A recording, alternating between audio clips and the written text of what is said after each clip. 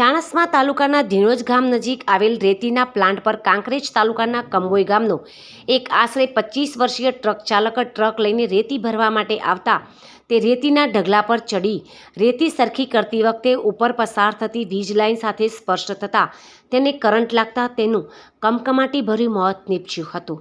આ અંગે ચાણસ્મા પોલીસે અકસ્માતે મોતની નોંધ કરી વધુ તપાસ હાથ ધરી છે। કાંકરેજ તાલુકાના લક્ષ્મીપુરા ગામનો આશરે 25 વર્ષીય કિશનજી ભેમાજી ઠાકોર નામનો યુવક ટ્રક લઈને ધીણોજ નજીક આવેલ રેતીના પ્લાન્ટ પર રેતી ભરવા માટે આવ્યો હતો। તે દરમિયાન તે રેતીના ઢગલા પર ચડી રેતી સરખી કરતી વખતે ઉપર પસાર થતી વીજ લાઇન તેના સાથે સ્પર્શ થતાં કરંટ લાગતા તાત્કાલિક અસરથી સારવાર માટે મહેસાણાની હોસ્પિટલમાં લઈ જવાયો હતો, પરંતુ કમનસીબે મૃત્યુ થતાં ચાણસ્મા પોલીસે અકસ્માતે મોતની નોંધ કરી વધુ તપાસ ધરી છે।